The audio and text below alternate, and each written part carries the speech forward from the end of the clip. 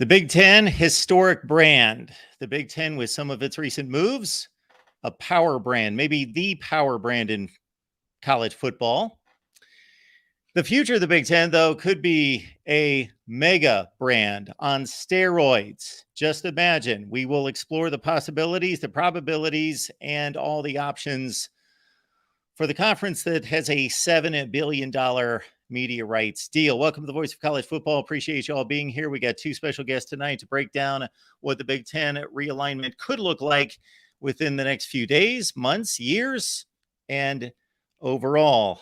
We look at a changing landscape of college football. We got Tony Altimore here, consultant and strategist. We lean on him heavily during these times to break things down for us. And we've got Genetics 56. If you are not following Genetics 56 on Twitter and you're a college football fan, you're missing out big, folks. Genetics 56 for Big Ten information. He is a college football fanatic that has super smarts, super connections. Genetics 56, we appreciate you being here. Good evening, everybody, and thank you for the opportunity to speak with you, Mark and Tony. So I'm excited to talk about this subject with you all. We connected on Twitter, I don't know when it was, several months ago, and it's certainly been a one-sided benefit on my behalf to take in all of your posts and information and everything that you provide. So just kind of give us some insight into what you are providing on Twitter for anybody that follows you on Twitter, what they're going to find there. Well, it's a collection of different type of resources where the information comes from. Some of it will come directly from within the Big Ten Conference. Some of it will come through different sources like College AD and other high-level educational databases and websites that I subscribe to. And I do a lot of research on Knights, for example, a Knight database, Sportico, and a whole bunch of other websites as well, just to piece together all of the information, make sense of the information that I'm aware about, what's happening behind the scenes, and trying to collect the data and make sense of everything and put it out for the public to digest. Is it public knowledge who your team is? Yes, Nebraska. Okay. So for Matt Rule season 1, all I am looking for out of that team this season is just, can you properly prepare for a football game? I want to see improvement from the first game to the last game, just from a very fundamental perspective of preparation, execution, and working together as a team. So being able to improve in all of those specific areas, you should be able to see pretty dramatic improvement from the game against the Gophers that are coming up to the last game against Iowa. So hopefully we'll be able to kick Iowa's ass again 2 years in a row. Matt Rule was my favorite coach to listen to at Big Ten Media Days because I like to listen to some combination of entertainment, nuts and bolts, technical football, some gregariousness, some intellect, all of that rolled up into one. And I want to know that it's authentic. And when you listen to Matt Rule, you believe what he has to sell. And it was really a good time. And I got to say that he won me over big time. And I've heard him speak a number of times, but not to that extent, not for 45 or 50 minutes. And it was impressive. Well, he loves the sport of football. And I always said when they were replacing Scott Frost for the new hire, it needed to be somebody who is a grinder, loves the sport, is not afraid of putting into the work. Because to transition Nebraska for their current state is in the college football landscape to where we want it to have it be, you got to have somebody that's not afraid to put in the work. And Matt Rule definitely loves football. He loves putting into the work. So as long as he's able to get the talent developed, you're going to see major improvements within the program pretty quickly. Shule Sooner, thank you so much for the contribution. That's very kind of you. Appreciate that. This is for giving us football talk during the off season. Appreciate you, Mark. Almost here. Everyone. Yes, we are less than 30 days to college football. Tony loves that his Trojans get to play on week 0. So they get to jump on just about everybody else. And of course, Notre Dame Navy and some others week 0. Can't wait. And Shule Sooner, that gets a boomer sooner. We appreciate it. Thank you for helping the channel.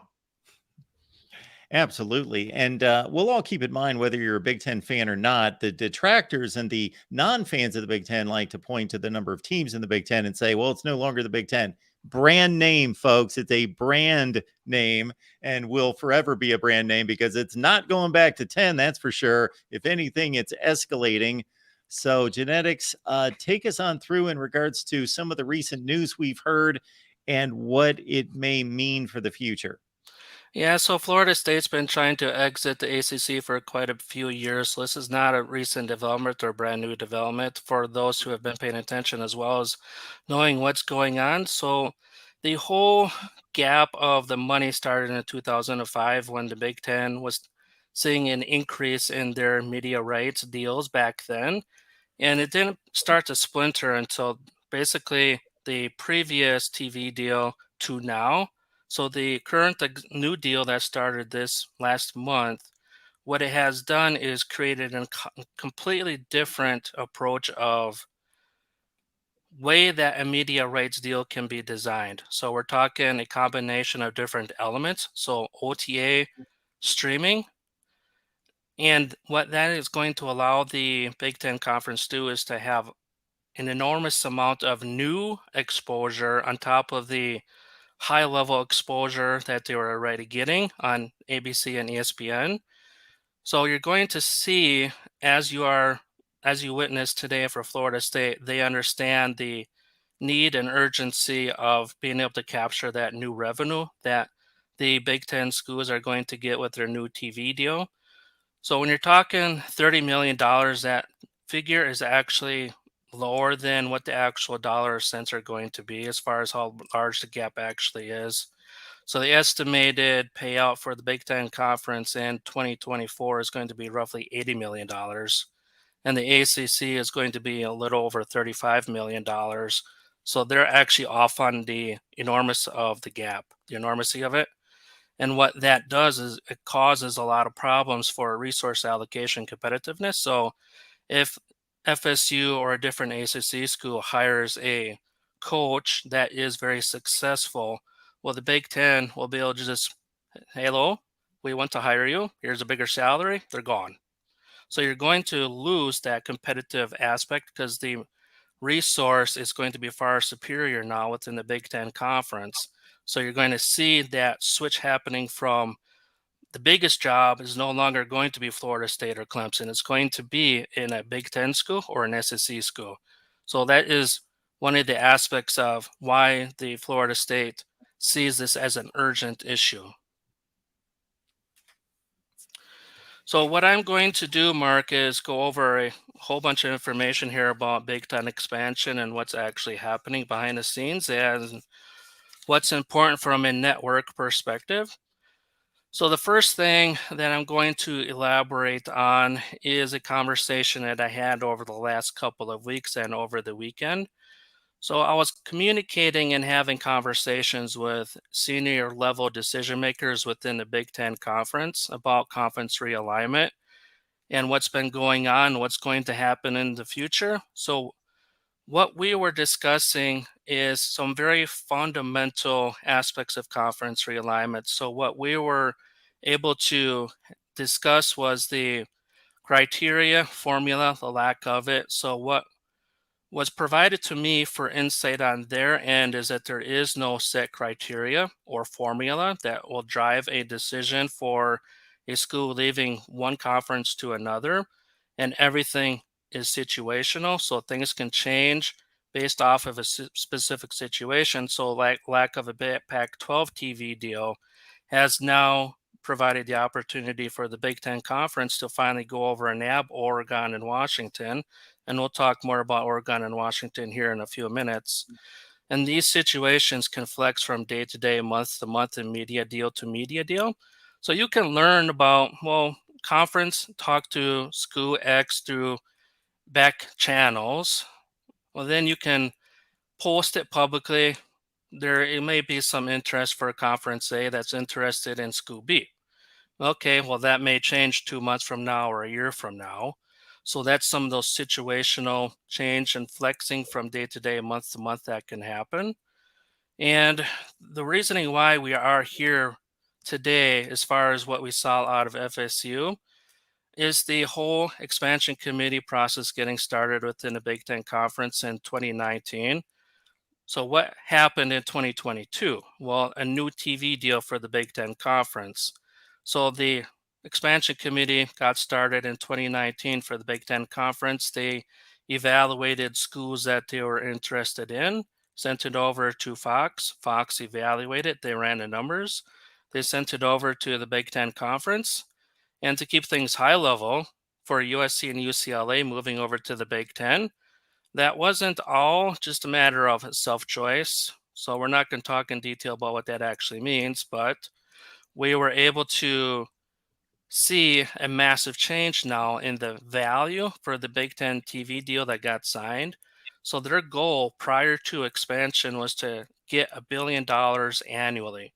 Well, prior to expansion, the networks were not going to give them $1 billion annually. After expansion, it became over $1 billion annually. And now you're going to have 3 different network partners, going to have different elements combined together. So you're having streaming as well as the national broadcasts. And it was very smart for the Big Ten to get off of cable, stick to broadcast. So those who do not have cable, they can still have access through an antenna or YouTube. So if they're on a broadband only home, they're still going to be able to have the potential to access that football game on ABC, CBS, Fox. And specifically for the Big Ten, obviously it's CBS, NBC, and Fox. So fast forward to today, because of that massive TV deal that the Big Ten signed, that's going to eventually provide over $100 million per school by the end of the contract. Well, the media rights payment for Florida State, Clemson, et cetera, within ACC, you're going to see a $70 million gap difference by the time that the Big Ten deal goes back out into the market. So what does that $70 million mean? Well, it's resource allocation. You're going to be able to spend $70 million that the ACC schools are not going to have access to do whatever the Big Ten schools want to do internally with that $70 million difference, whether it's a staffing hire, new facilities, et cetera.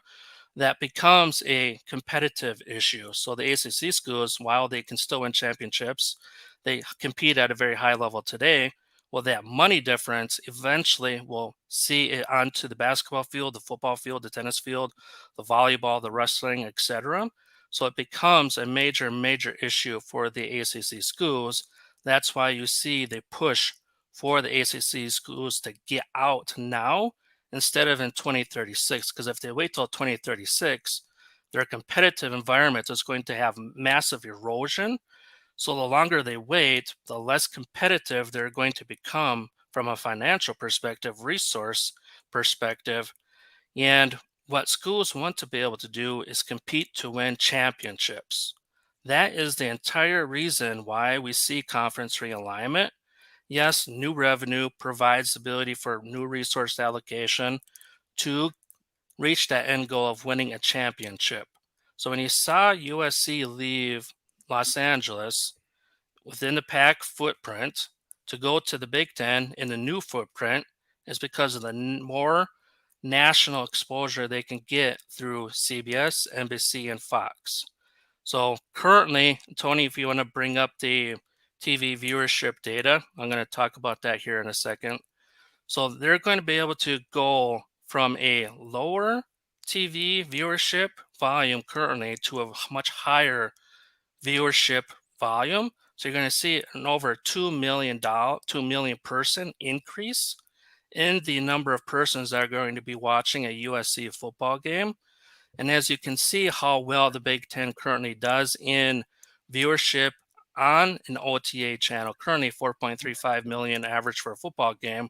What's going to happen now with USC competing against Penn State, Wisconsin, Iowa, Ohio State, and others, but you're going to see football games now for USC that are going to have a volume of 6 million viewers, 8 million viewers, 10 million viewers, and potentially above that if you're talking about an end of season game where both teams are undefeated. And this is very powerful for the networks because the networks, they're having profit margin issues. So they need to be able to protect themselves in the environment that's happening on their end. So you're seeing a lot of wanting for the Big Ten network partners, Fox, NBC, and CBS, to grow the conference, to protect their own assets, and being able to survive the changing environment that is currently taking place. So that's the reason why you're seeing interest from the Big Ten to bring on Clemson and Florida State. The typical person will complain or say, well, how can Clemson ever have the opportunity to get into the Big Ten Conference since they're not an AAU member? It's the networks. The networks, Fox specifically, is the boss of the Big Ten Conference now from a media rights payment perspective and broadcasting perspective. So the Big Ten Conference is going to bring on a Clemson and a Florida State because their TV viewership numbers are going to be extremely additive to the Big Ten Conference. And I'll talk more about the network aspect things here in a minute. But once USC, UCLA are added to the Big Ten Conference in 2024, and now you're going to see Oregon and Washington get moved over to the Big Ten, and that is going to happen. And the question and debate that will come up, does the Big Ten need a new network partner to bring on Oregon and Washington? Technically, no.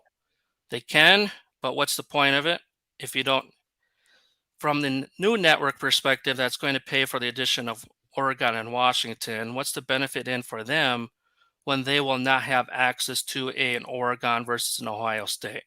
Because what happens is when a new network is brought on to pay for the onboarding expenses of an Oregon and a Washington, those games, Washington versus Oregon, Washington versus Michigan, are going to go to the OTA channels. They're not going to go to a streamer. If Amazon spent the money to onboard Oregon and Washington, those games are going to go to the OTA channels, CBS, NBC, and Fox, because they have the right to that. So what Amazon would do if they're going to spend $32.5 million to onboard Washington and Oregon so they can become a full member right away, well, they're going to get access to the Gophers versus Indiana.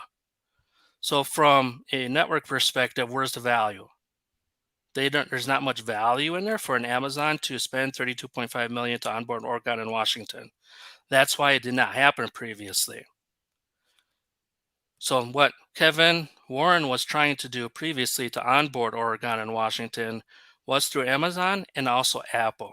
So Apple would not pay enough money, and also the presidents wanted absolutely nothing to do with onboarding an Apple TV deal of the nature that we saw now for the Pac-12, having subscription thresholds in order to generate a specific amount of money. So the Big Ten presidents were not interested in Apple at all. So that went absolutely nowhere. And then Amazon would not put up the money to add Oregon and Washington to the Big Ten Conference. So that died off for a while. And then during the late spring, the networks, NBC, CBS, and Fox, they put a specific number range to Oregon and Washington. So if the Pac-12 did collapse, that number is already tied to those two schools through the broadcast networks. And that figure, depending on if you want to do the proposal for the start of the 2023 season payout for 2024, or if you want to have it start in 2024, which will be a payment to 2025. Well, if you do the 2024, the range is going to be $38 million to $41 million that the networks are going to pay for Oregon and Washington to be a half share member. Well, then if Amazon wants to pay $32.5 million to add Oregon and Washington to the Big Ten, well, then Oregon and Washington are going to be a full share member. So you can go out into the public saying, hey, Amazon's interested in bringing Oregon and Washington on board. Well, does that happen or not? So that's some of those situational things. And then for Cal and Stanford, it's a much more complex issue because currently neither of those universities have a number tied to them from the networks. nor does Florida State and Clemson. That's another problem. So the only two schools that can get onboarded or accepted within the Big Ten Conference in the coming days or coming weeks, from an understanding of everything's tied together, we know exactly what the value in dollar cents are going to be as a new member, etc., is Oregon and Washington. So if that breaks within the next day, 3 days, 5 days, or 2 weeks, whatever it may happen, well, that's because everything's already been in place previously. So now it's just a matter of getting the votes. Okay, so we have all the votes except for one school. So one school is being a pain in the ass, and you know exactly who that school is going to be. Wisconsin, of course, like always. Whenever And the Big Ten, why is it Wisconsin this time? that's just what I was going to say, Tony. So every time a new member gets brought onto the Big Ten, Wisconsin's like, hold off. Let's evaluate this more. We want to be able to have an understanding what's their academic fit. So they're very stuck up in their whole evaluation process, more so than any other university within the Big Ten. Michigan used to have that kind of label associated with them, but the only one that still acts like that is the University of Wisconsin. But who cares? Oregon and Washington have the votes to get into the Big Ten regardless, so it doesn't matter. So they'll accept it and they'll get over it. And one of the interesting things about Wisconsin, funny enough, the Wisconsin chancellor right now used to be the UCLA law dean like 6 months ago. So she's brand new. It's interesting. Yep. She's pushing back. And also genetics, why has there been evaluation made of Washington and Oregon and not the other schools that you mentioned, the two from the ACC and then the other two from the Pac-12? And how difficult is that valuation? You know, how many resources and effort have to be placed to coming up with that number? It's not easy at all. So when you're talking about what is that new number, there's a bunch of aspects that go into it. So when you're doing the valuation, you got to take a look at what is the additional revenue. So additional revenue, retransmission consent by cable. So there's two valuations for a revenue: additional new revenue, retransmission consent by cable, satellite to stations, and the sub fees. So Oregon and Washington, just from a new revenue perspective, is going to have a much higher number than Cal and Stanford in that category. And then you got the cost side, which is increase in rate payments as well as the event production costs. So you have to combine both. And the way that network executives have told me over the last year of how to offset that is by bringing on a new network provider partner. So that is the reasoning why you hear Amazon. Well, the Big Ten's got to bring on a new partner because they need to find somebody that can find the cost or cover for the additional cost that is associated with this, so existing members do not lose money. But for bringing Oregon and Washington on a half share, if I can speak, half share, that problem is going to be alleviated because the evaluation and the cost side are already calculated out.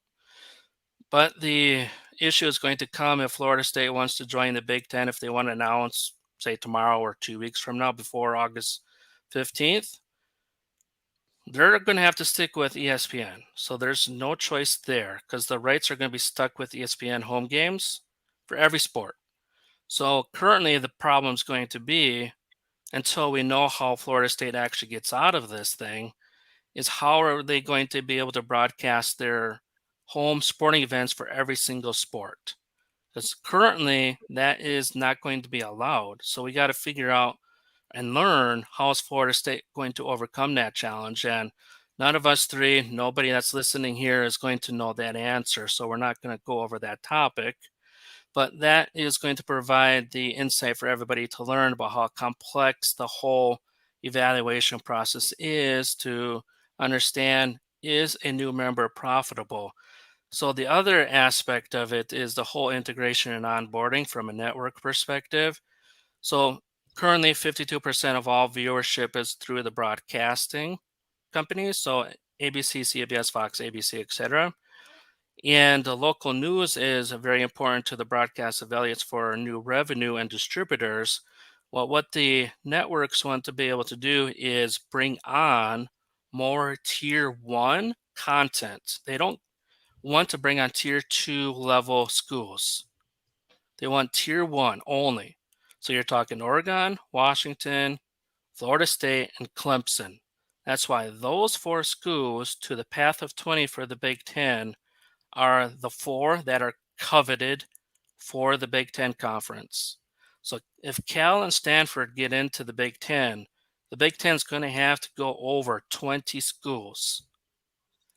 That's the way it is laid out from a mathematical perspective and network perspective.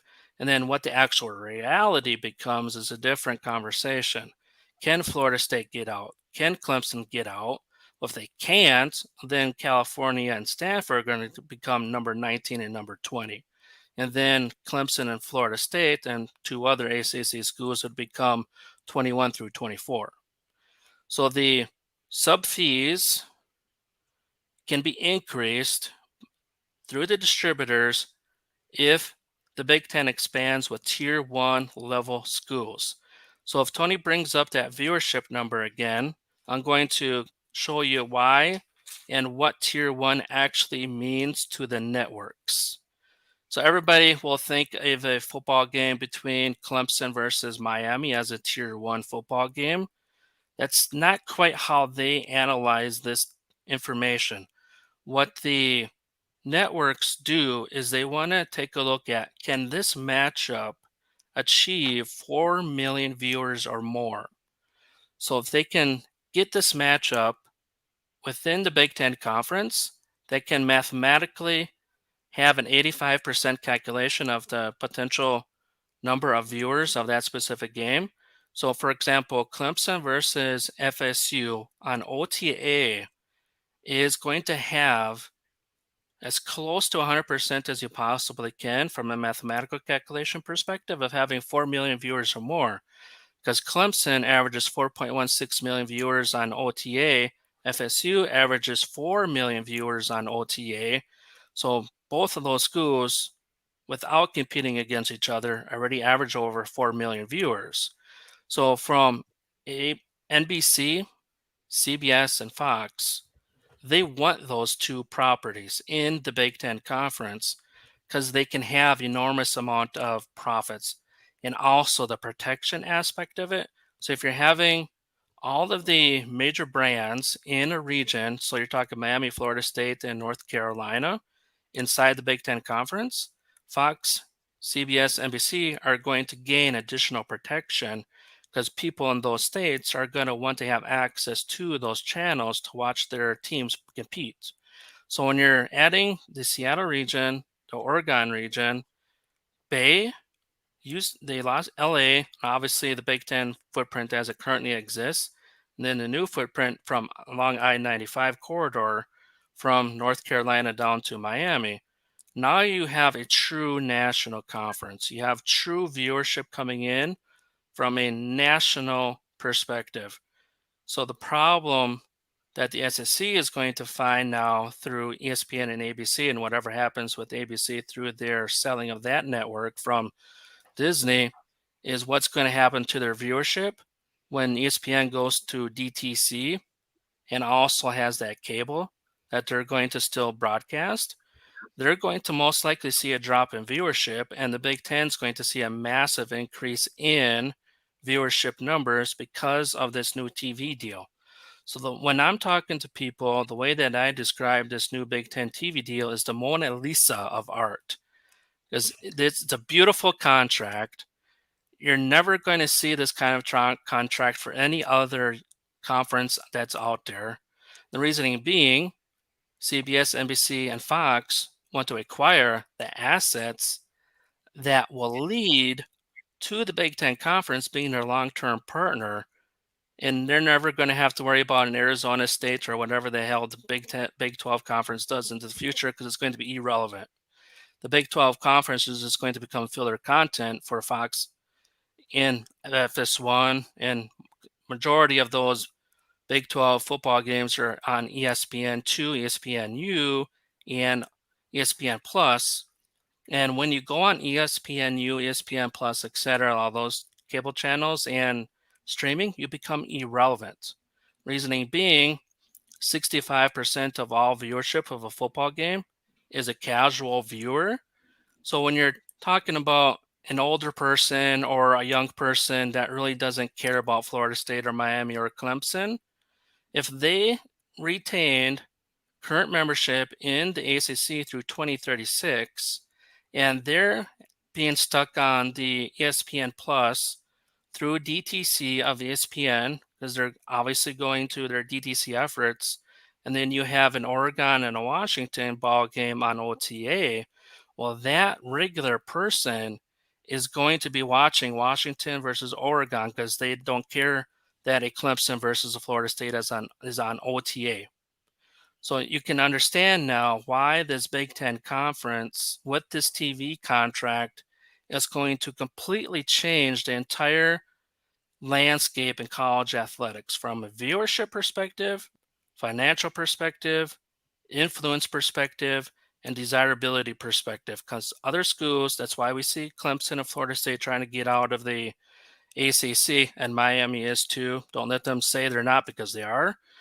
Those schools want to get into the Big Ten Conference to get access to the money, the exposure, and to win a championship. So that's a long spew of a lot of information. So Go ahead, Tony. I was going to say, should we hit some super chats? Absolutely.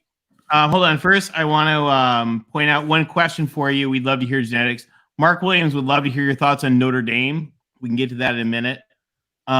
Before we get to super chats, I do want to just show my favorite chat of the night that I've seen, which is a Kansas fan asking, how do you expect people to watch bad football? And that is from Kansas. So, Jason, you are my hero tonight.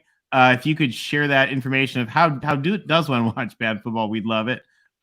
Just to hit a couple of super chats, I'll let you take it away, Mark. Michigan Jason, thank you so much for being here. We appreciate you so much. Yes, thank you, Mark. We don't what we would do without you and your great content every day to keep us sane, waiting for the season to start. Less than 30 days, Jason. Thank you so much for the contribution. That's very nice of you. We also have BGPO Football Funk, which no one will ever be able to decipher, so I'll do it for you. He's a Pittsburgh Steelers and Clemson Tigers fan, so those are the color schemes there. BGPO Football Funk, good to see you. Thanks for contributing. Then we've got John Tell. I'll show them a snob. Hold my diploma, Cal.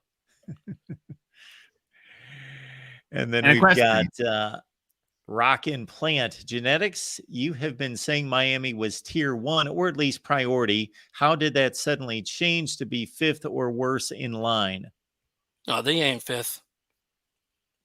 Because let me go over the viewership data again. So Clemson, I'm guessing he just is saying that because of the priority list seemingly being the pair of Oregon, Washington, then Clemson, Florida State, and then put it that way. Yeah, it's just because of availability of Oregon and Washington, the Pac-12 collapsing. They're just available to take on cheap. So, bingo.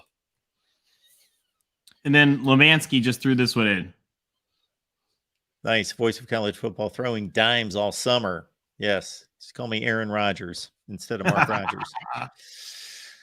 And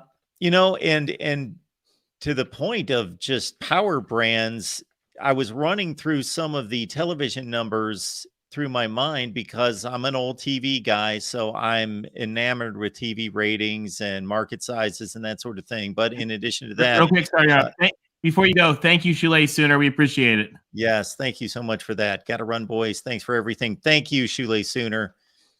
Thank you so much. But so I'm a nerd when it comes to not just football, but all the television related stuff and having worked in the industry.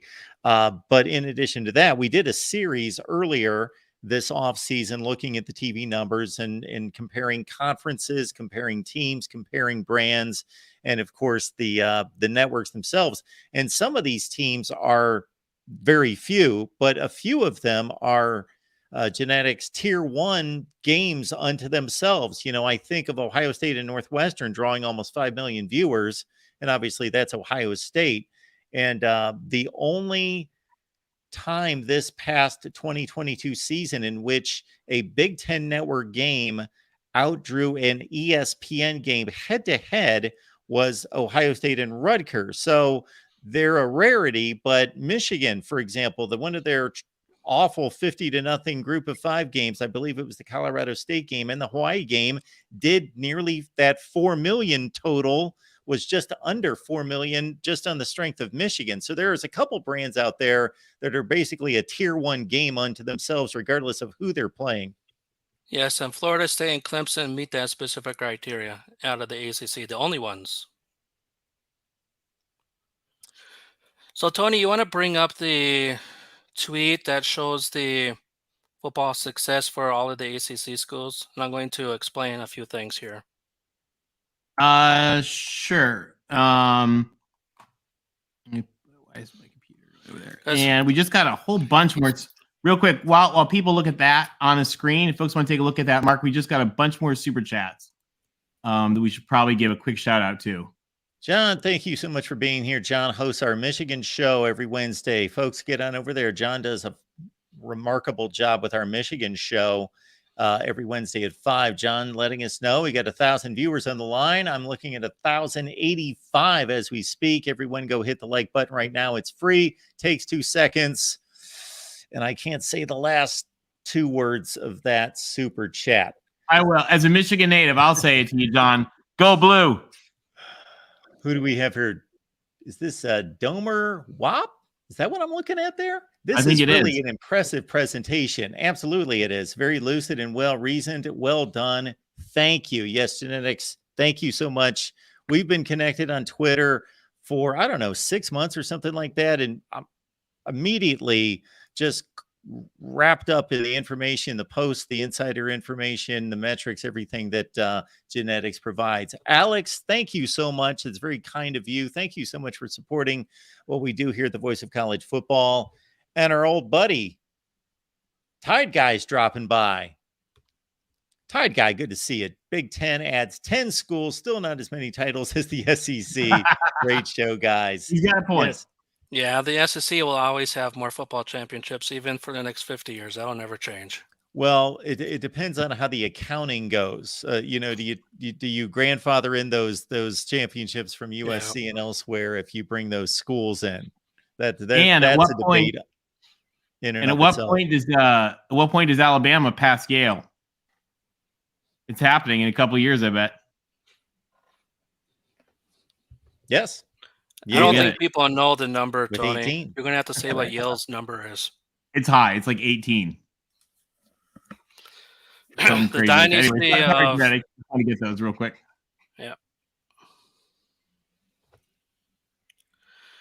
Alrighty. So the question earlier was about Notre Dame.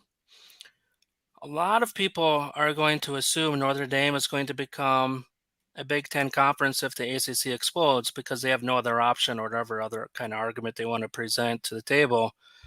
Well, that's going to end up being wrong. And the reasoning for that is because the reasoning for the contract negotiations taken as long as they are for Notre Dame and NBC is not the money.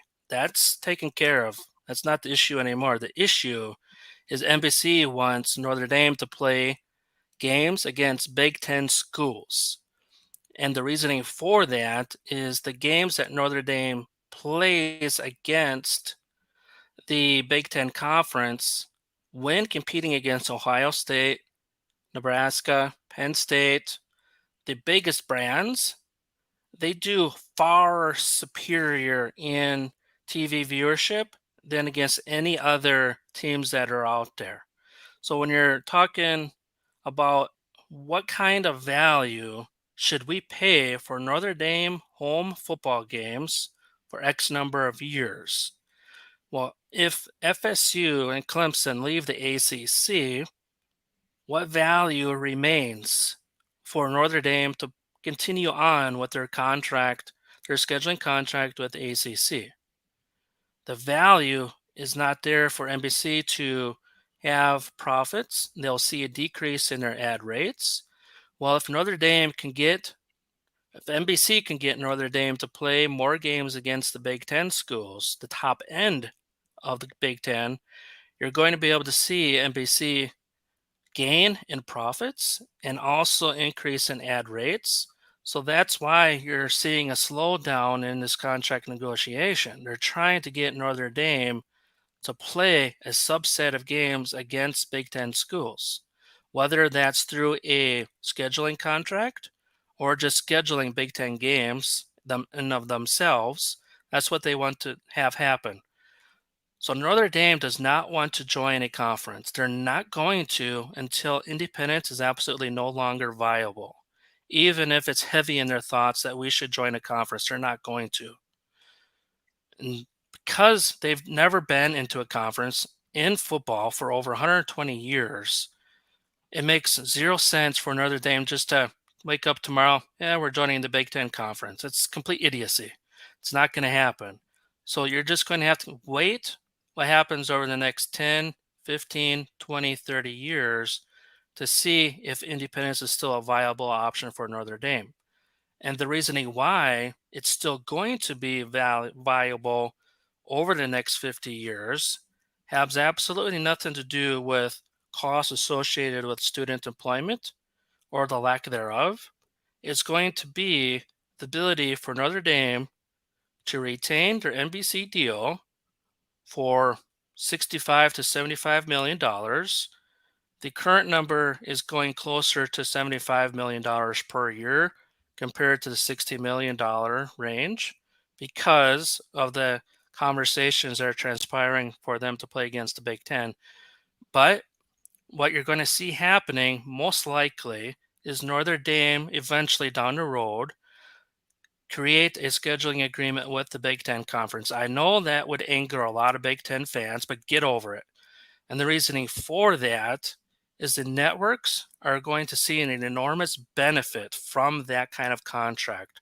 Again, I'm talking about CBS, NBC, and Fox. So NBC getting Notre Dame to do a scheduling agreement with the Big Ten, CBS, and Fox are now going to get their hands on Notre Dame games. That currently does not exist with Notre Dame in their ACC contract. So when that next media deal comes up, when those negotiations start in about 5 years, you're going to see a larger TV deal for the Big Ten. Everybody assumes, well, nobody's ever going to get any more money because everybody's cutting and everything as far as cable. That's not going to be the case because you'll have new content created to sell to the distributors. Distributors are going to want that because it's tier one football. So you're talking Notre Dame versus Clemson, Notre Dame versus FSU, Notre Dame versus Michigan, Ohio State, Penn State, etc. The broadcast networks want access to that content. So they're not going to force Notre Dame and piss them off, and Notre Dame goes and does an agreement with the Southeastern Conference, as an example. That's why they're not going to force Notre Dame to go into the Big Ten. And that's not really even a true argument to begin with because the networks cannot technically force them to join a conference. They have to be willing to do that on their own. And the other thing for the Olympic sports, if the ACC still exists after Florida State and Clemson leave, they can still keep their Olympic sports there. They don't have to move that. What they can do, Notre Dame, if the ACC imploded, it's highly unlikely that's going to happen. They can just go take their Olympic sports into the Big East. They don't have to put it into the Big Ten Conference. Yes, Big Ten Conference local, they can just drive a bus to Northwestern, Illinois, Michigan State, Michigan, Ohio State, Indiana, and Purdue. But just from a perspective of what are the Notre Dame options, those are basically what's going to happen and what Notre Dame wants. So Notre Dame's going to get the money. Hell, they just signed a $10 million per year contract with Under Armour, and everybody knows Notre Dame inside. Their relationships between their AD and executives at UA. Well, their AD's son is an executive at UA. Of course, they were going to sign that deal for $10 million a year. We knew that was coming. So that's $10 million, and now they'll close out their TV contract closer to $75 million per year. So if the employee problem happens, Notre Dame, currently they say, well, we never want to engage in employee payment status, all that stuff. They're going to get over that. Northwestern, Wisconsin said exactly the same thing. We're not going to pay players. We're not into that. We'll drop football. Remember what Jim Delaney saying that the Big Ten will drop down to a D3 conference if they had to pay athletes, if the athletes could get paid? So Notre Dame will survive. They'll live. They'll remain independent, and they'll eventually have more games against the Big Ten conference. It's just what's going to happen. So, and it'll take an outside influential factor to have that not happen. So, and what this obviously is going to lead is into the whole P2. And there's always people that hate it when I talk about the P2 concept, but it's reality. It's happening. We see it in real time. We see Florida State trying to get out of the ACC. We see Clemson trying to get out of the ACC. So what's going to happen is there's going to be a lot of conversations around antitrust issues. That can be alleviated through two ways. A brand new division where the Big Ten and SEC take their football and other sports most likely too. I don't know if they have to take other sports or not, but from a football perspective, a new division, new governing body, alleviates the antitrust problem. If you take a look at FCS versus FBS, we already have that divide. So that divide would not be anything that's new. So if the Big Ten and SEC split for football into their own environment, that's going to be a new division. So some of the conversations that are happening within the college environment currently behind closed doors, should we have an environment where there's a new division of 40 teams and have Olympic sports become regional again? There's definitely a lot of interest in wanting to do that. There's a lot of complexities to that. So we'll see what happens if that ever gains any traction or not. But from the antitrust issue, if the Big Ten and SEC take all of the schools besides Colorado and BYU and TCU and Georgia Tech, I believe that's everybody that has won a national title since 1932. Tony, you can correct me if I'm wrong on that. So everybody from around 1932 and 1950, besides Georgia Tech, TCU, BYU, I'm sure I'm missing somebody else in there. They're all going to reside in the Big Ten and SEC. So all the big dogs are in the same conferences. So those two conferences. So a lot of people are going to say, well, that's going to result in an antitrust issue. It's not going to, as long as the Big 12 or whatever conference exists after all this is done for that lower tier, Oregon State, Washington State, Big 12, and the other remaining ACC schools, whatever happens to all of those schools, as long as they have access to the playoff, there is no antitrust issue. An antitrust issue would come up if an Oregon State was 13-0, 12-0, and they did not get into the playoff. If a Utah had a 12-0 season, they could not get into the playoff. If Virginia Tech or Virginia or another ACC school or even a different Big 12 school like TCU, if they had an undefeated season, or 11-1 as another example, where they have the profile to get into the playoff and they don't, after that happens from a multi-year process, then it becomes an antitrust issue. So the P2 can live in existence very well, very easily. It's just as long as the other schools still have access and choice. So the other aspect of the antitrust is the choice from the high school student. So if a high school student wants to attend a university that can win a national title, if the only options to win a national title existed within the Big Ten and SEC frameworks, then you have an antitrust issue. But since a Big 12 school or in all those leftover ACC schools or in leftover Pac-12 schools, they're going to still have the ability to gain access to the college football playoff. So that selective choice issue is going to be eliminated as well. So nobody's going to be able to stop the P2 besides the networks themselves or university presidents coming together and saying, let's stop this, let's rearrange things. That's the only way that the P2 will be able to get stopped. Genetics. That's really interesting. Remarkable Mark, stuff. should we hit a couple of the super chats? Yeah, we'll hit some super chats and we'll follow up Got a with whole some batch. questions here. Thank you so much, everyone. We appreciate you being here, and genetics in particular. JBK, thank you for the contribution. Says, thank you, genetics. Amazing show. I love all the information, data, and explanation. I want more of these types of shows where you dig into expansion, digging into NIL, digging into the portal. Awesome. Yes, it is awesome. JBK. And another one from JBK. Thank you, JBK. So much. Canes 230. Don't know who they root for, but all things being equal, not taking unequal distribution, where does Miami stand in the pecking order compared to the other Big Ten expansion targets? Genetics, before you get into that, we could go into that list or that number of tiers if you don't have a specific list in mind of priorities. So we'll include this question for Miami, but I'll include just everybody that's out there that the Big Ten is considering and what you believe their priorities to be. Yeah, Tony, bring up that football results because I was going to hit the tier aspects of everything by analyzing that specific data. Oh, perfect. I'll bring that up real quick. Should we clear the other ones out? Yeah, let's knock these out. Michigan Jason. I think he did that just specifically based on what I failed to say in the previous super chat. I'll give it a shout out. Hail, hail to Michigan, the leaders and best. There you go. See, Tony more than made up for it. So be happy that I didn't spit out those two words. I was rejected from voice lessons, so it's not a good sign.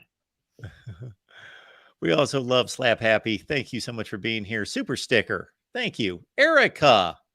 This is Erica's thing right here. Erica, thank you so much for being here. She always brings some class to the proceedings. Please gently press that like button, folks.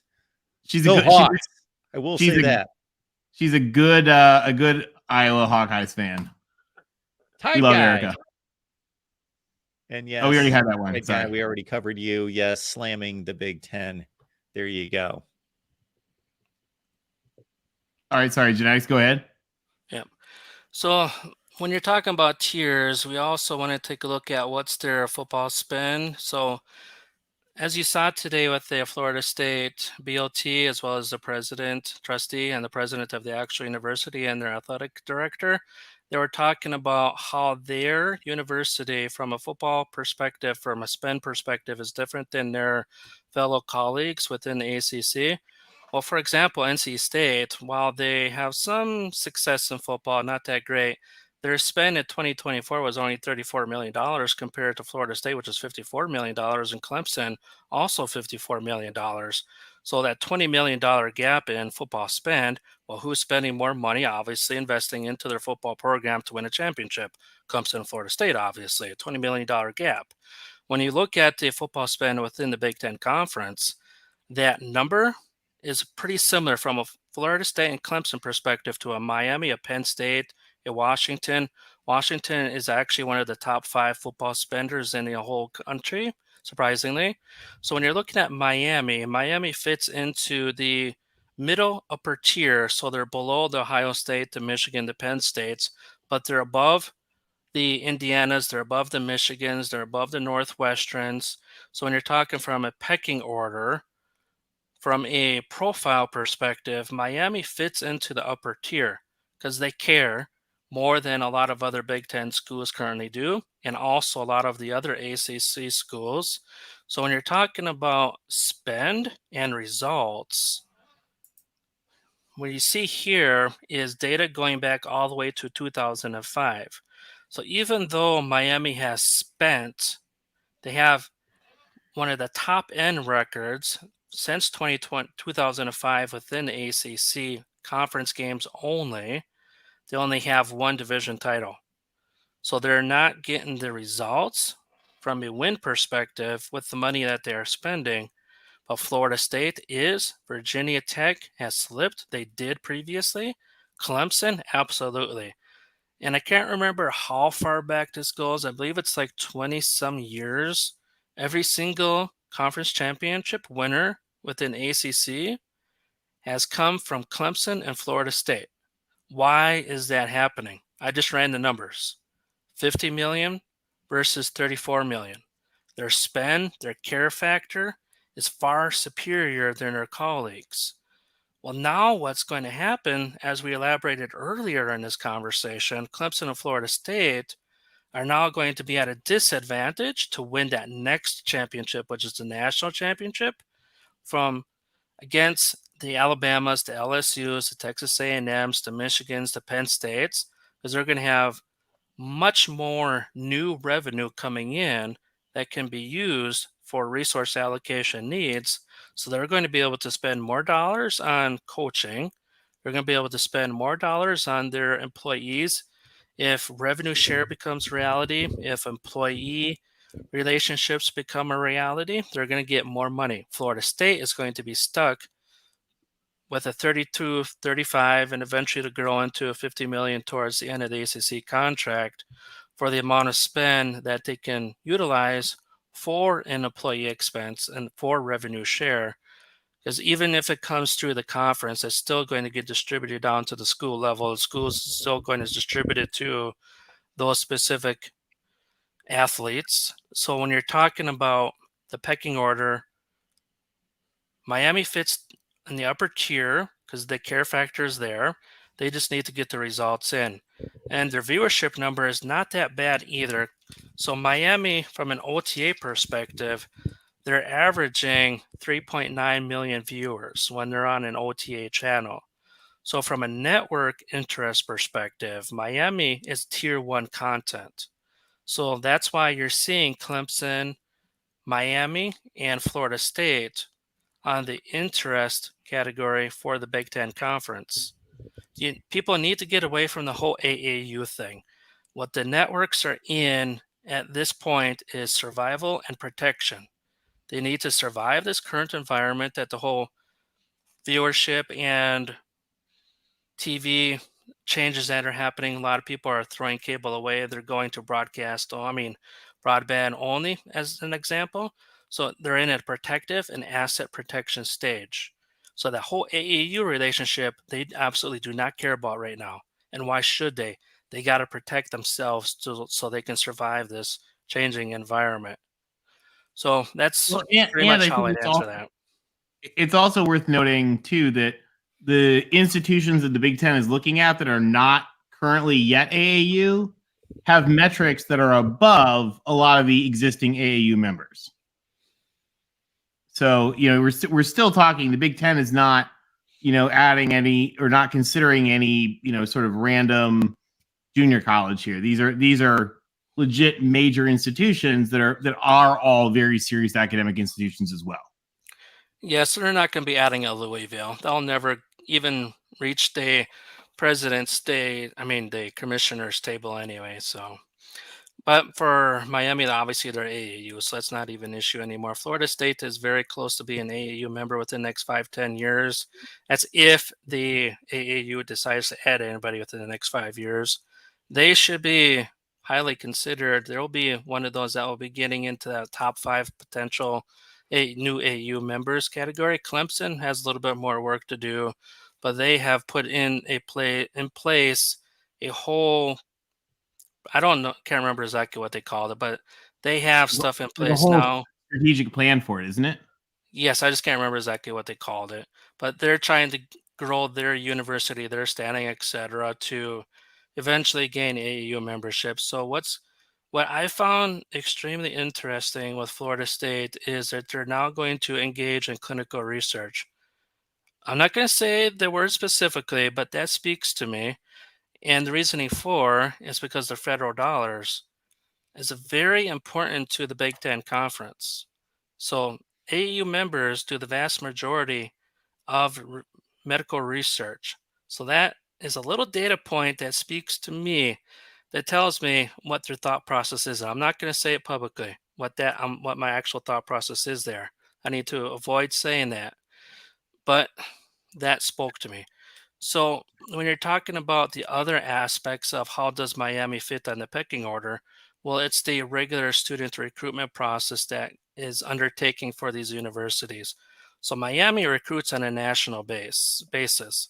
So Miami, outside of athletics, they want to recruit students from California. They want to recruit students from Chicago. They want to recruit students from Maryland and Pennsylvania. They want those high-level high school students coming to their university to become graduates, become a doctor, become a lawyer, and then eventually become a booster, donate hundreds of thousands of dollars per year. So, yeah. So for Florida State, it's a little bit different. Florida State is trying to grow as a major university, and they've been doing an excellent job of it. They recruit more locally and within the state of Florida. But if anybody wants to take a look at what percentage of Florida State students come from each specific state on a national basis, all that stuff is found in my tweets. So you just have to search for it. All the details out there. So that's my And answer you have for a, that you whole have a Miami community question. as well too that you post a lot of really great stuff in. Well, that's I had to do that on purpose because I was posting certain things that need to be kept out of public eye, so to speak. Some very important information. So, because I knew the Florida State issue was coming up, I just didn't know if it was going to happen this summer or not.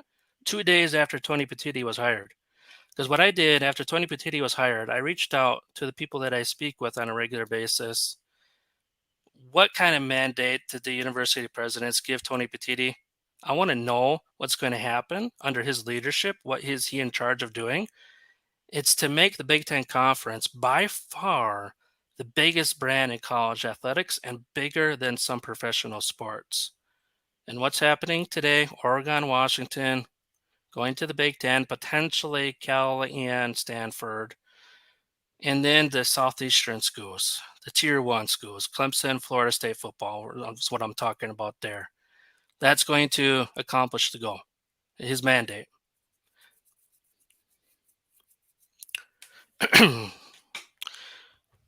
So the other thing that I want to touch on is the largest revenue schools that are not currently existing within the Big Ten and SEC.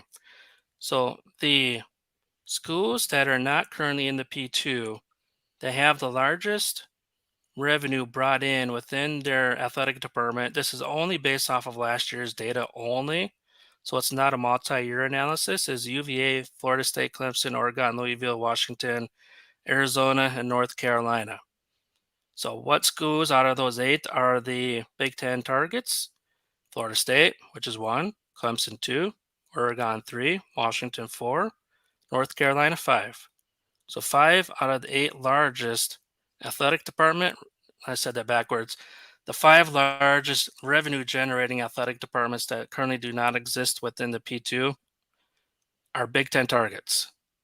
So once the Big Ten swallows these into their footprint, into the conference, you're going to see the Big Ten Conference have so much power, so much influence, so much money, so much exposure that it's actually going to weaken the rest of college athletics. That's just the reality of what's going to happen because everybody else is going to get stuck on these other networks that may or may not exist in 10 years or 15 years, or they're going to get stuck behind an Apple that not very many people are going to pay $69 per month on, because when you're talking about your average person's income, $69 to watch an Indiana versus a Northwestern, as an example, within the Big Ten itself, or a Kansas State versus a Kansas football game.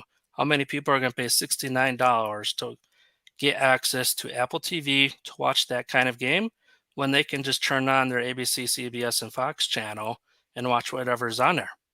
That's why 65% of all TV viewership for college football is based off those casual viewers. So you can calculate, if you add a Clemson and Florida State and you pick a game between Oregon and Florida State, let's say both teams are ranked in the top 15 on CBS at 2:30 p.m. Central Time. Well, you can calculate with 85% accuracy of what that viewership number is going to be. That's why when they're adding these schools, they can do a calculation. What is the projected viewership numbers if we add these 2 schools? We have access to these games, and what's going to be the ad rate for that specific game. So currently the largest ad rate that currently exists in college football is that Michigan and Ohio State football game. It's $130,000 for a 30-second TV commercial. So everything from an ad rate perspective goes down from there. So you can do it if you know the ad rate numbers for a football game on a specific channel, you can calculate how much profit that specific game is going to provide that specific network. Because everybody asks, well, what's the crossing point of when does it become too many schools? Well, it becomes too many schools when the networks can no longer profit. That's when you cross that threshold. So nobody knows what that number is, whether it's 30 schools in one conference, 35, 20, nobody knows that number because you can't calculate it because it doesn't exist. So you don't know what the calculation is. Well, So and the funny thing too is Mark and I were laughing about this beforehand. We looked at essentially this exact map, at least of the West Coast, 13 months ago, and said we thought it made sense for the Big Ten, and the Big Ten presidents at the time and Fox didn't. So it's kind of wild now that it does. It's kind of exciting. So the other issue or not issue, but a benefit of Big Ten expansion is it's going to save interest on a national basis. So everybody's complaining, well, I don't want the NFL style, et cetera, et cetera, et cetera. But is it better to go to an NFL style and lose interest? For example, if Washington and Oregon get stuck into the Big 12 and they're stuck on ESPNU, ESPN Plus, et cetera, and they could no longer financially compete against Ohio State's, Penn State's, et cetera, they become irrelevant.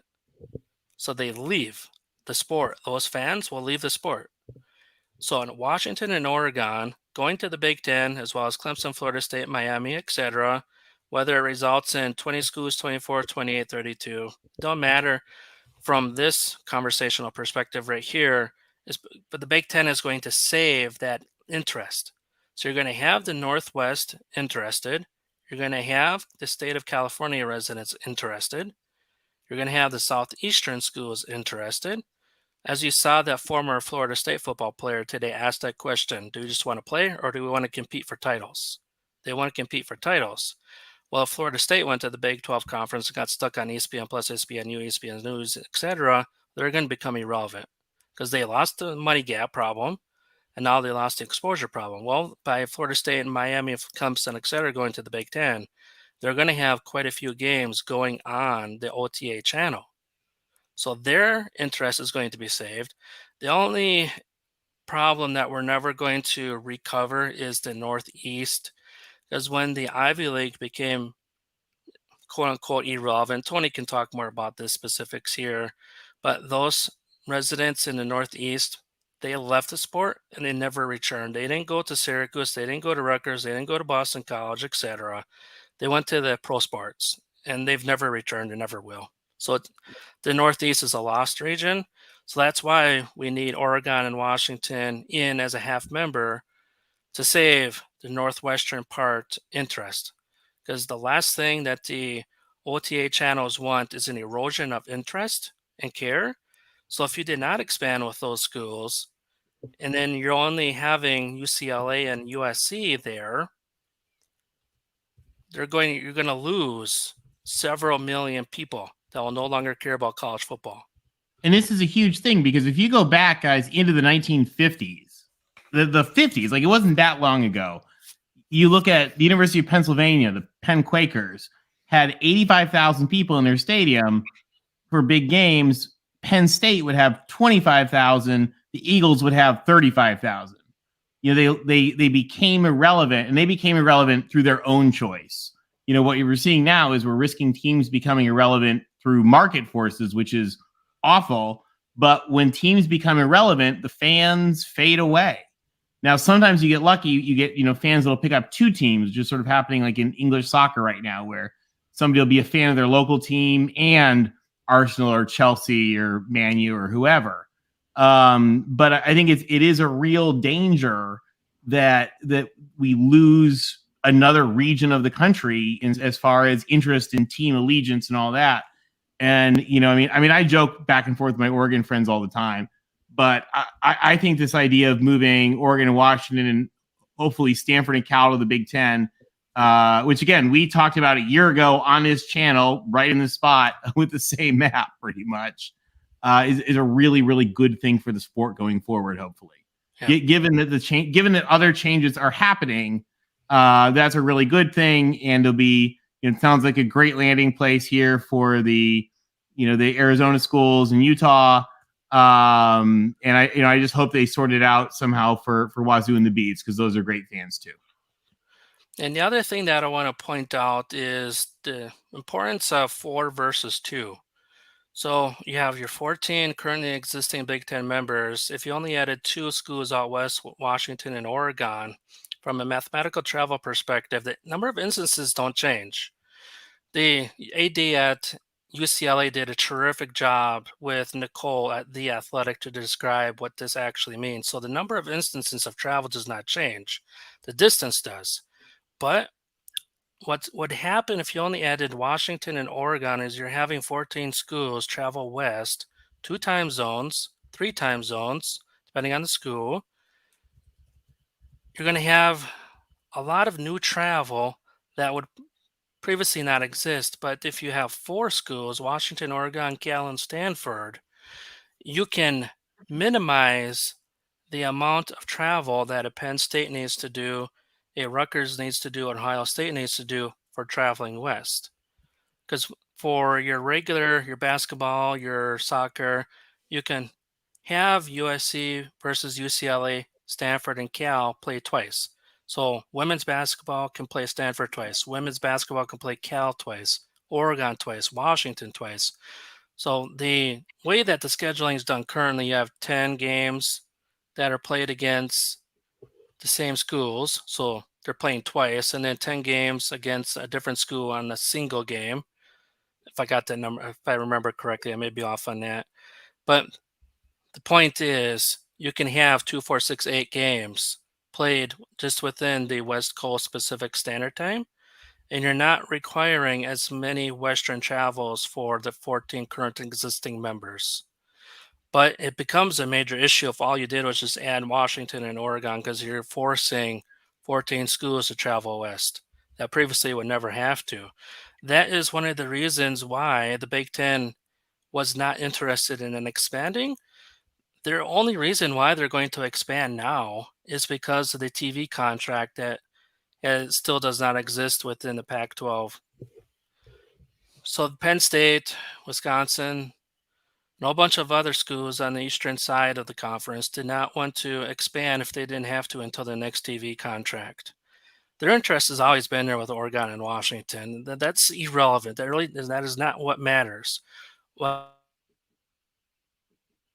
matters is more media right revenue. Oregon and Washington singularly added to the Big Ten Conference alone as a full member does not make the current existing Big Ten schools more money. They got come in as half share.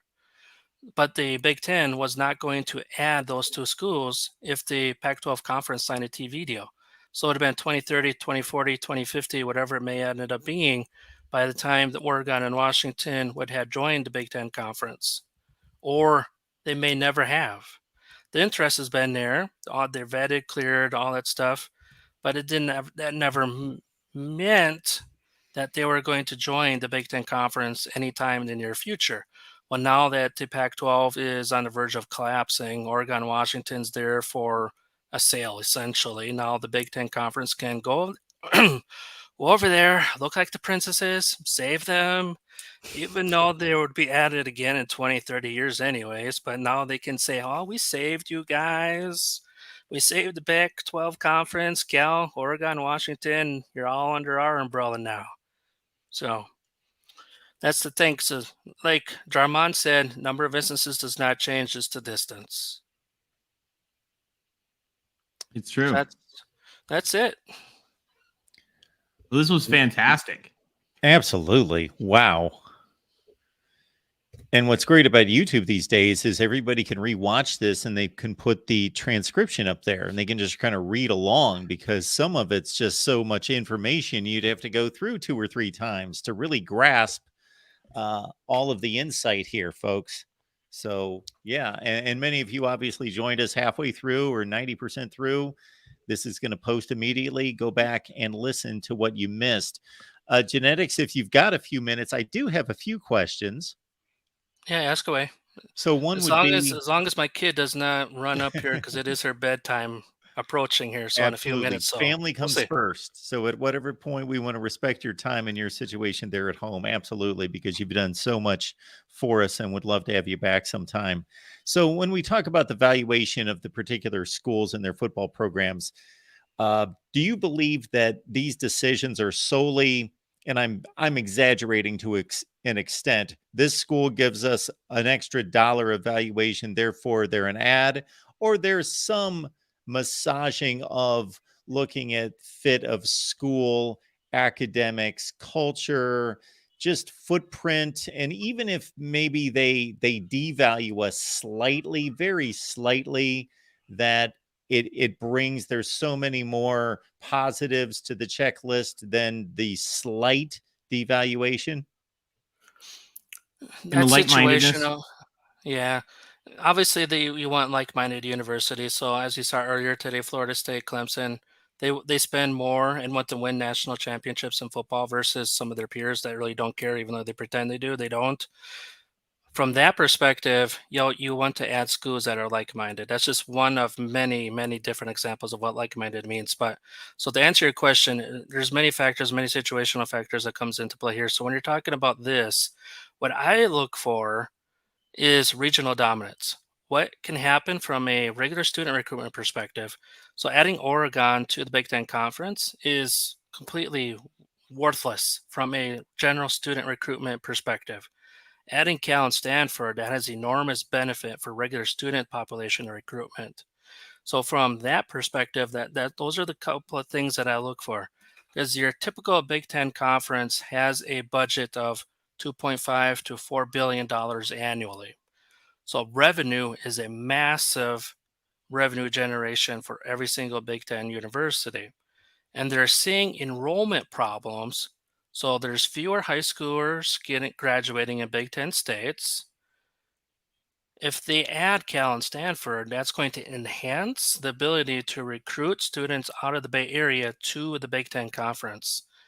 So that's one benefit aspect. So you got to do that calculation. What's our drop in enrollment projections based off our local student population drop? If we add Cal and Stanford, if we could add X number of students from that state now that they're in the footprint, can we attract X number of students to replace what we're losing in state? I'm not going to be able to do those calculations. I don't have the data access to it, and I'm not allowed to. So I'm just not going to be able to do those kind of calculations. And that's another reason why the Big Ten Conference is interested in I-95 corridor expansion. When we were looking the other day, Mark, at the Wisconsin data, the University of Wisconsin data on their students. In Wisconsin, when you look at like state by state, Wisconsin will have like 150 students from this state and 300 students from this state. Wisconsin has thousands of students from California. So, as enrollments drop in the state of Wisconsin, for example, just pick it on Wisconsin here, for example, the benefits of more attractiveness in the state of California, more presence in the state of California would be probably phenomenal. Yep.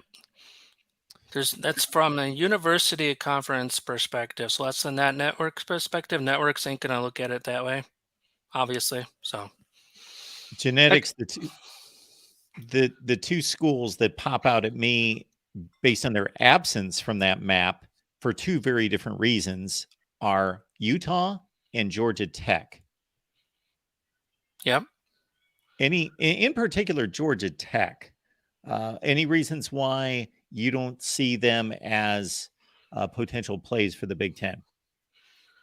From an academic university research perspective, they're an engineering school. They're aligned with Purdue, basically 100% spot on.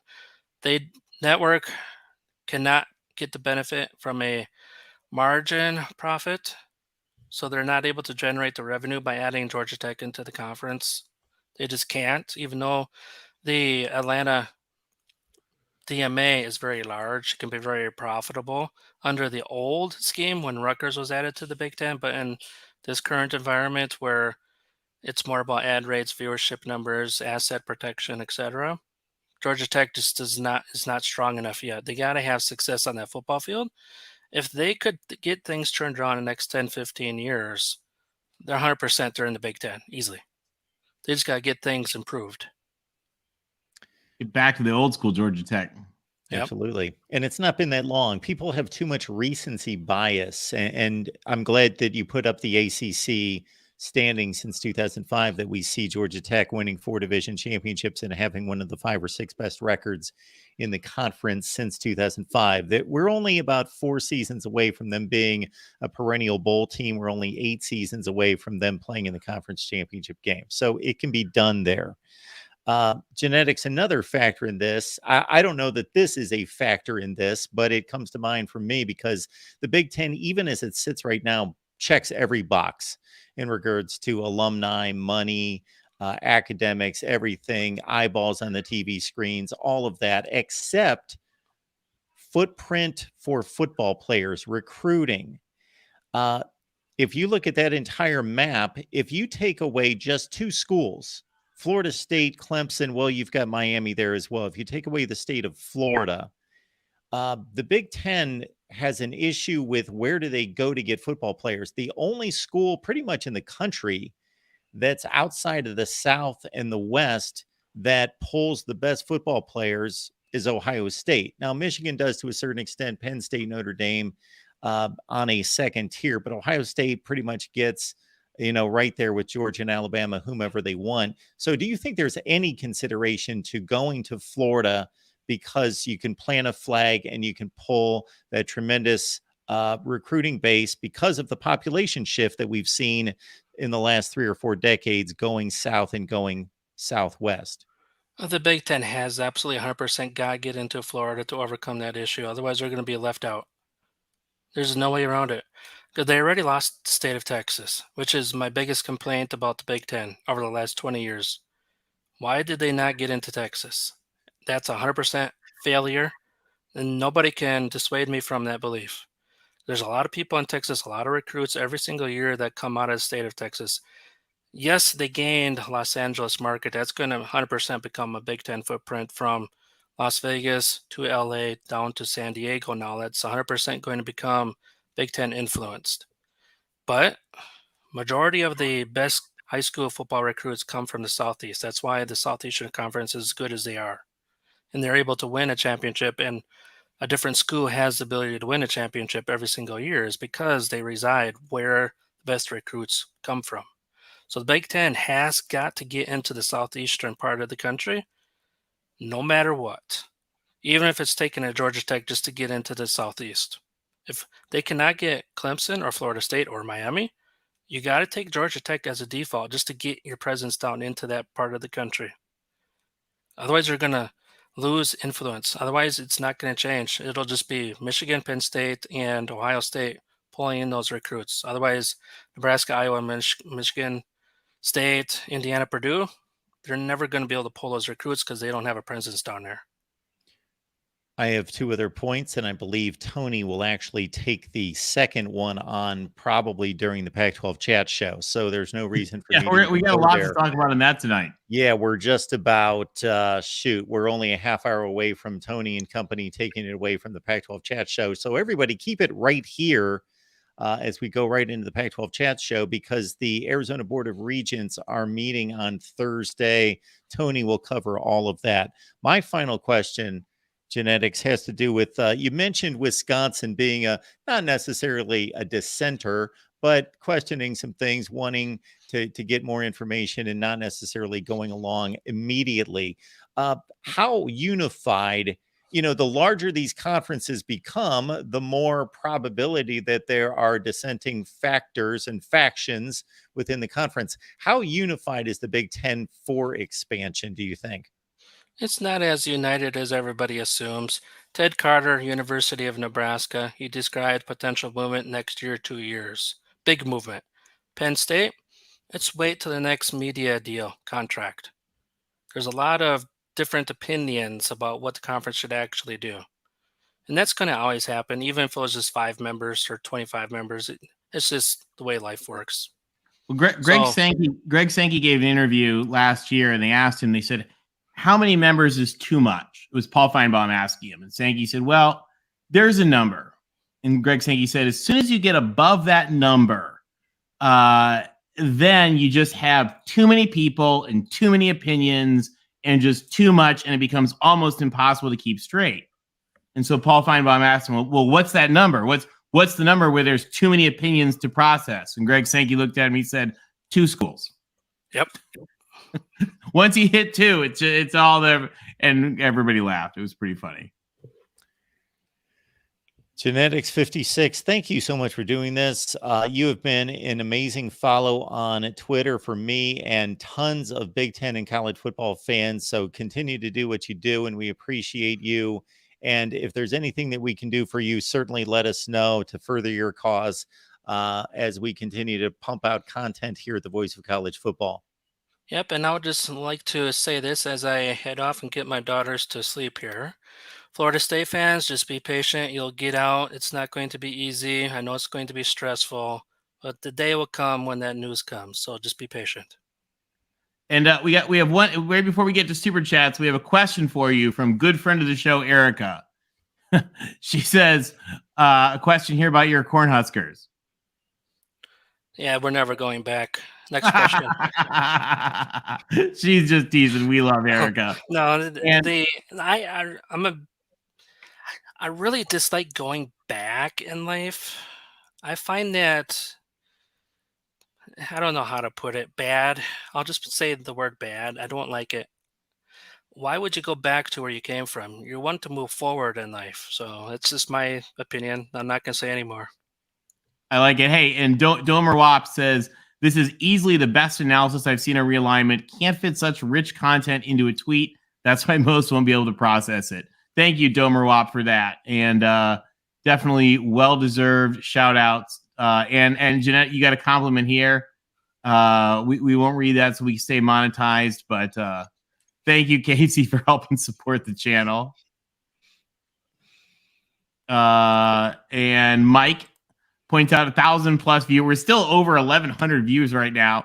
And yeah, if you guys could hit the like button, that really helps. I know, I'll grovel so that Mark doesn't have to. It really helps Mark and the whole community here, making sure stuff like this gets to folks. So thank you guys for that. I love this. Genetics, you got another compliment. Fantastic info. You must have gotten your MBA from Harvard with analysis and not from a third-tier state school like Penn. Well, my bosses are from Harvard, Yale, Cornell. So, yeah, no comment.